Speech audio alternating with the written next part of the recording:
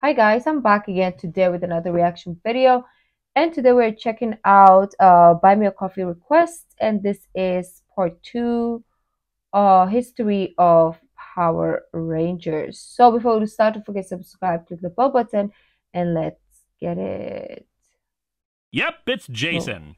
I guess Zach and Trini are still forgot I'm stuck at the using Beast this, it's Conference. so Jason is given the Gold loud. Ranger powers and comes in to help the Rangers fight a monster imbued with the Neoplutonium armor. Before they can call the Zords to fight it, Billy teleports them back. His analysis indicates that the monster is far too powerful and that it'd likely just destroy the Zeozords. However, before Trey leaves for Triforia, he reveals that the Triforians were the keepers I look of the older. last components of the Zeo powers, the Super Zeo Gems. This allows them to call forth the Super Zeozords, more powerful than the previous ones. Mondo calls forth a larger force of Neoplutonium-enhanced monsters, and the Rangers engage them in combat, managing to blast them apart. So yeah, Jason's back for the rest of the season. King Mondo, however, is really pissed at all of this and decides to take drastic action. He uncovers a powerful mystic sword that he had used in another conflict, hoping to use its power to Wait, was this where we left off, or this is a different... I don't even know anymore. Oh! Power Ranger Zeo Part 2. So this is different? That's why they look older? finally destroy the Rangers. However, the sword is apparently too powerful, and the reason he stopped using it was that it ultimately destroyed him last time. Yes, it seems the Machine Empire is virtually indestructible, since even if you destroy their leaders, they'll simply be rebuilt. Meanwhile, Rito and Goldar arrive back on the moon and are picked up by Rita and Zed. In a camper. I'm guessing that this is more where the idea of Zed being made completely domesticated came from, since the original villains have basically been reduced to comic relief. However, despite that, they still remain more interesting characters. Much like how Bulk and Skull can save an episode, Zed and Rita working on ways to restore their empire or just dealing with their RV remain more interesting than the Rangers themselves. The Rangers form the Super Zeo Megazord and destroy Mondo, leaving a temporary power vacuum. Rita and Zed have Goldar and Rito launch a missile towards the machine moon base, but due to their incompetence, they lose control of it, and it transforms into a monster called Louis Kaboom. Louis Kaboom takes control of the Empire, somehow, it's not clear, where he remains in power for a few episodes. However, much to the gratitude of Queen Machina, King Mondo's older son Gasket arrives with his wife Archerina. Archerina was the daughter of one of Mondo's rivals, and he disowned them, creating Sprocket as his replacement. The two swiftly deal with Louis Kaboom and work to destroy the Power Rangers before Mondo's return.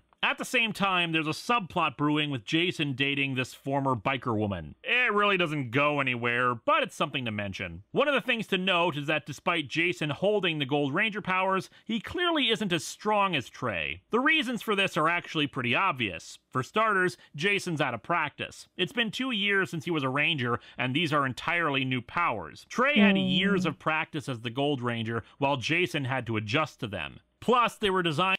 I'm not necessarily familiar with this Rangers, especially the Gold. I don't think I've watched when the Gold Ranger existed. Yeah. for someone with an entirely different physiology, a problem that will become more apparent when we reach the end of the season. Another person joining the good guys is Auric the Conqueror, kind of an ancient Ninjor-esque individual who they'd call to their aid on occasion, and will never be mentioned again after Zeo. Seriously, he just entirely disappears after his last appearance and is not brought up once. Really, the problem with Auric is the problem with Tanya.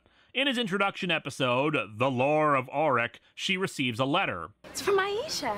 Oh geez, is Tanya getting a Oh. Dear John letter too? Oh, Actually, gosh. it's stuff from Tanya's parents, a map and a key to activate Auric. They had been missing for years, archaeologists searching ancient tombs for the tiki of Auric when their plane had gone down. It looked pretty good for people who have been stranded for years on a mysterious island. I don't know, just seems to me that my priority would be getting a signal fire up, not exploring caves for tikis. Plus, this begs the question of how Aisha got this stuff. She says it was from another woman they met during Aisha's Zeo quest, but how did she get it? The big question with Tanya is basically that once she came here, she essentially took over Aisha's life as if nothing had happened, becoming friends with the same people, living with Kat as Aisha had done, Even though originally that was Kimberly staying with Aisha because of her parents, except Aisha's family somehow transferred over when the space-time continuum got food poisoning.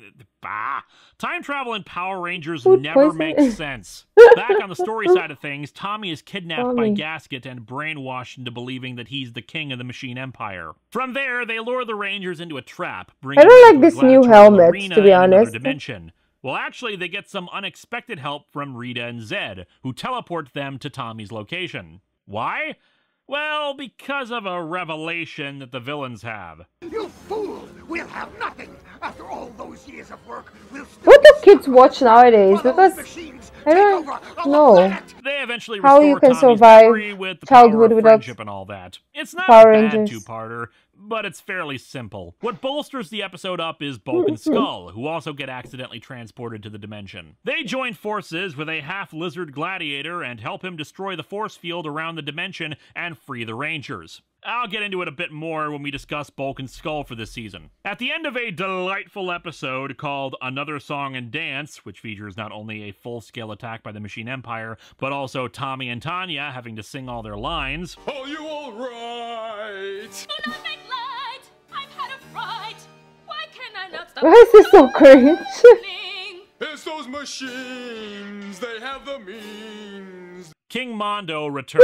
The No! storylines of the season begin with Rangers of Two Worlds. The Rangers return to the power chamber to discover Billy, heavily aged and played Oh, by no. an entirely different actor. Sadly, David Yost had left the series. When I produced Huh? the original version of this video, there was no official reason given, just rumors about a pay dispute. Thanks to a 2010 interview, he finally explained his reason. No, Yost what? is gay and was harassed by many of the production crew over Oh. this. Scott Page Pagter, a producer of the show, has said that it was still a pay dispute, but honestly, I am very much inclined to believe Yost on this, especially because of the virtual silence about it until the interview, and, well, let's face it, the mid-90s were not exactly known for being the kindest to LGBT individuals. Basically, True. he just walked off the set one day and never looked back. In story, Oh. though, there still needed to be a proper send-off to Billy's character, even without the actor present. The actor playing old Billy really doesn't get any of his mannerisms.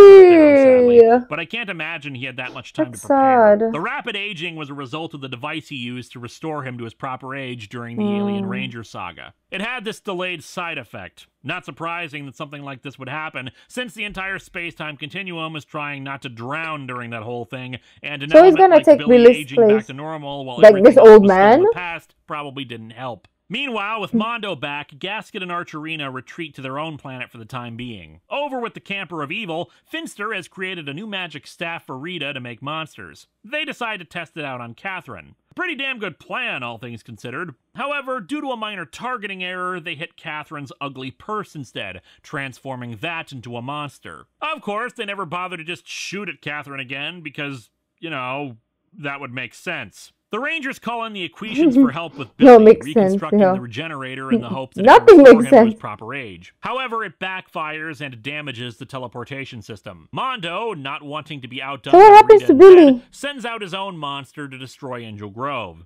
Equally not wanting to be outdone by Mondo's monster, Rita and Zed make their purse monster grow. The purse monster, shockingly, is What's the possibly Rita rhyming? and Zed's most You just rhymed. Something, something, grove. Something, something, go. Something, something, grow. Yay, come on, no. And then Zio, when they went to... Okay, I'm done. powerful monster. Physical attacks are useless, and it simply reflects energy attacks back at the Rangers. Damn, Rita's new staff is friggin' awesome. I cannot Hope he take doesn't this throw it musk. down to make another monster grow. Seriously. I think the warranty ran out on those back in season 2. Mondo's monster, in turn, has the ability to take over other mechanics. Is it because I'm used to like the old, like, what's this? What do you call them again? Yeah, helmets? That I cannot take this new helmet seriously. Like, it looks off to me, right? Let me know in the comments which one is your favorite. The old ones, like there were animals, or is this new era your favorite? Hope not. Mechanical objects and takes Do over you? the Zeo Megazord. The Rangers are forced to retreat when the Zeo Ultrazord is useless and they try the So regenerator who becomes a new again. Billy? It helps a little, but ultimately isn't enough. Mondo, pissed off about the purse monster, sends it to another planet.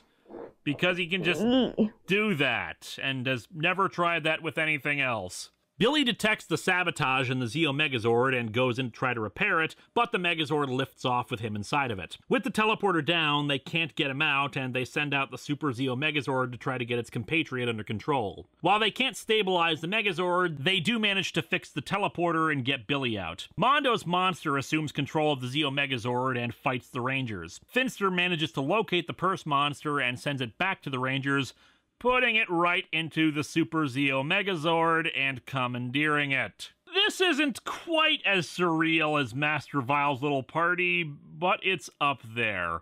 Two monsters from opposing evil factions are fighting each other using the Rangers' Zords.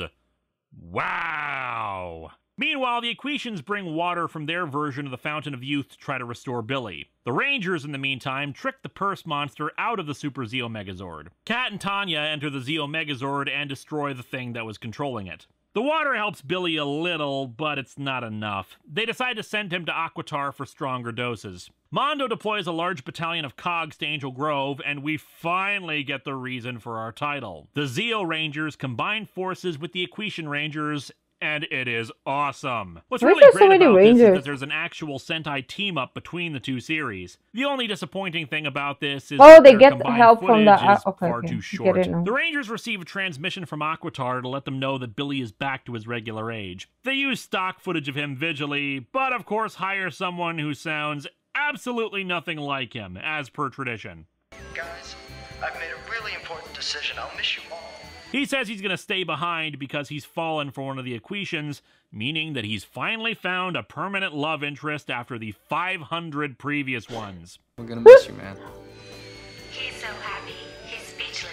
The episode ends with a montage of Billy's moments from the series. Admittedly, a better send-off than Aisha got, but not up to par with Kimberly. And with Billy leaving, the last of the original 5 has gone. Yeah, I suppose having Jason around might count, but he was gone for so long, and when this season concludes, we'll be saying farewell to him too. Hawaii Zeo opens with Gaskin and Archerina returning. Jason was, if I'm not mistaken, he was the Red Ranger that left, right?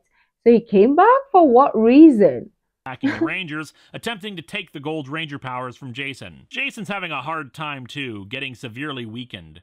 While the Rangers retreat, Sprocket tells Gasket that instead of trying to send a monster, that he should just make himself grow and fight the Rangers. It's apparently actually a clever ruse to get rid of Gasket. Alpha and Zordon examine Jason, but can't find anything wrong with his powers. The Rangers fight Gasket and Archerina and manage to defeat them. The two villains finally retreat for good when Mondo shows up. While we never see them again, given what'll happen in a few seasons, it's entirely possible they're still out there.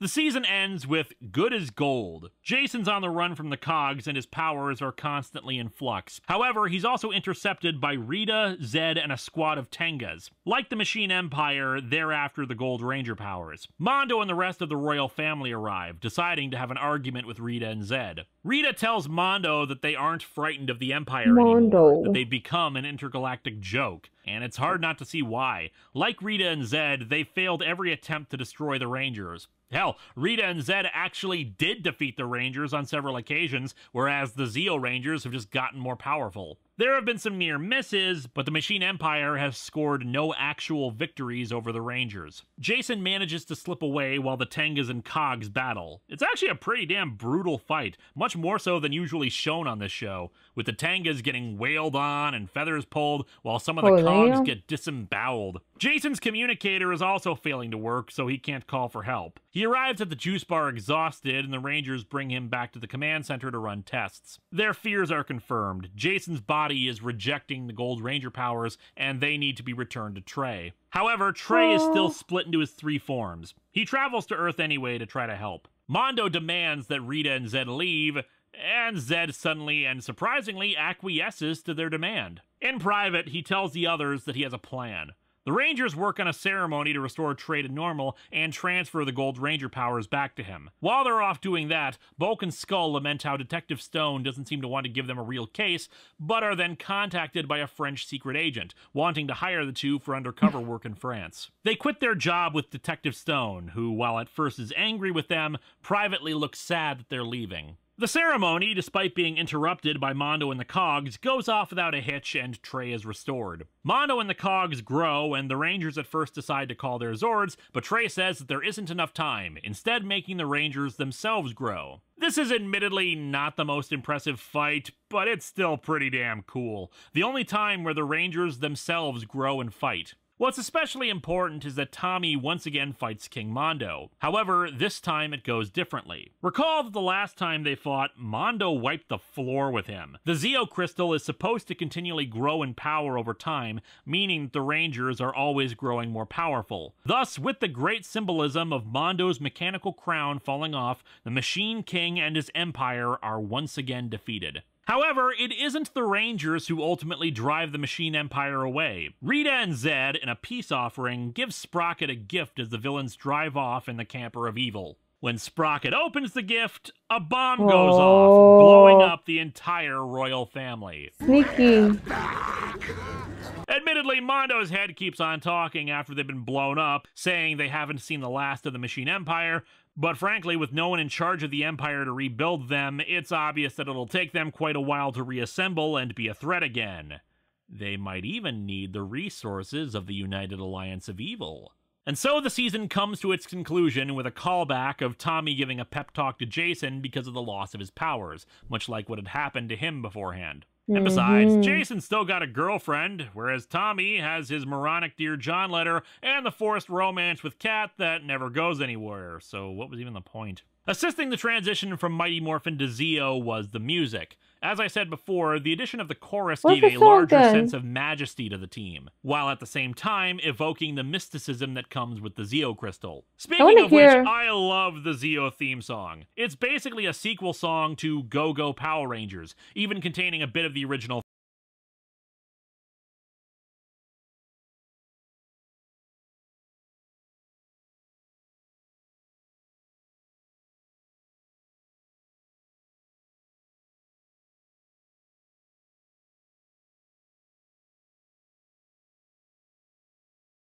Quite as good as the previous seasons, it's still pretty enjoyable and continues the rock music that was such a strength in Mighty Morphin. With the chorus, the colors are just getting worse of their suits, right? It just becomes crazier and crazier. Why can't we keep it simple? Why do we have to go neo green? Why do we have to have this green like getting brighter? The blue is getting lighter as well. The black became gold, and the pink is now flesh color. Like, what is happening, right? Of course, change is very, very important, right? Maybe I'm just a person who doesn't like change, but I do. It depends. I don't know. I'm very confusing, but yeah, this whole change is insane. And also, like I said a while ago, the helmet. So. Too, it's kind of got a Queen or ELO feeling to it, like it's a rock opera. Okay, the pink is like not to think necessarily that the switch to Zeo was a cost-cutting measure. While the Zords were being replaced every season, as long as they were using the season 1 costumes, pink is like purple. they had to shoot new footage every like time we saw them. Over the course of the previous 3 seasons, the stories began to rely increasingly less on Sentai footage, and it probably was a pain in the neck for the accountants of the show. Once Zeo came in, the fights, both in Ranger form and in the Zords, could once again be Sentai footage. And since I doubt the changeover to Zeo actually hurt them that badly, it probably contributed to switching out powers and the show title every season, as long as they kept the brand name of Power Rangers. The Machine Empire as villains never quite did it for me. While they had a very strong start with their introduction, they never quite captured the idea of being a huge invading force from beyond the stars that could be a legitimate threat to the Rangers and the Earth. It might have helped if we saw them launch more large-scale attacks instead of just the occasional monsters and cogs. There were times where we saw them utilizing more resources, but never quite to the degree it feels they should have. They also never quite had the charm of Rita and Zed either, though that might have just been growing pains since we had just lost the two. As I mentioned last time, it was very rare to see the Rangers go head-to-head with the main villain of the early seasons, with it only really occurring with Zed once. Here we have a few direct confrontations, with the fight between Mondo and Tommy, well, being less of a fight and more a curb stomp as Mondo just slaps him aside. Then there was the Damocles sword encounter, which Tommy became the Red Ranger? And finally, a battle where Tommy and Trey were able to punch him out. He was white before. I don't know, because I didn't get to react to that video, and also I didn't follow, right? After season 2, I never followed anymore. I don't know what happened. How did the White Ranger become red? How did we get Black Ranger? Like, now those informations are missing. Important thing to stress is just that the leader earns their reputation as formidable just by how much it took to take them Who is down. the green now? And with the Zeo powers continually getting stronger, Who is this it shows blue? just how powerful the Rangers had become at the end. Bulk and Skull's development this season is both good and bad. The bad parts of it are them taking in Goldar and Rito as servants. Don't get me wrong, it's funny as hell, especially seeing them in a position where they have power over the monsters they've always been afraid of, but the fact that they're acting like assholes to two beings that are in a spot just makes them come off like dicks. Of course, Goldar and Rito do get their revenge every once in a while, and it's nice to see the consequences of their behavior to the two later. However, the brighter sides of their nature do get to shine through quite a bit this season. For example, we learn in one episode that Skull is actually a classically trained piano player, and a damn good one. I don't want anybody to laugh at me. They won't laugh. They'll respect you. Well, what about Bulk? If he's really your friend, he'll be proud of what you can do. And while Bulk initially mocked classical music as being for dweebs, when he discovers Skull plays it, he suddenly finds it awesome, showing that even though at times Skull can be an idiot and Bulk an overlording jackass, they're still friends and not quite as one-dimensional as one might think. What's more, during a psychological evaluation as part of the junior police, we learn that they are obsessed with monsters, constantly in fear of them. In any other city, this would make them unfit to be cops, but in Angel Grove, it's an asset. We see their better angels again when they quit the junior police to support Lieutenant Stone. Sure, they're afraid of the guy and probably would prefer to be left to their own devices, but you also get the impression that they have tremendous respect for the man. Also, while remaining fairly cowardly during the season towards monsters and whatnot, even while being held in the other dimension, we do see that actually their bumbling nature still helps them out. They're still fast enough to dodge cog attacks and fight back, and in fact, their Three Stooges-esque battle tactics seem a lot more effective at times than the Power Rangers using karate. I'd imagine it's because the cogs, as machines, are designed to fight against certain fighting techniques, but not quite as well programmed against comic relief fighting. So yeah, Zeo didn't advance the two much more, but there was plenty of humor to be found, and they continue to be friendlier towards the teens instead of bullies. If Zeo's overall theme had to be summed up in a single word, it would be triumph. Back when the Zeo Crystal was first introduced, it was suggested that over time its power continually increased,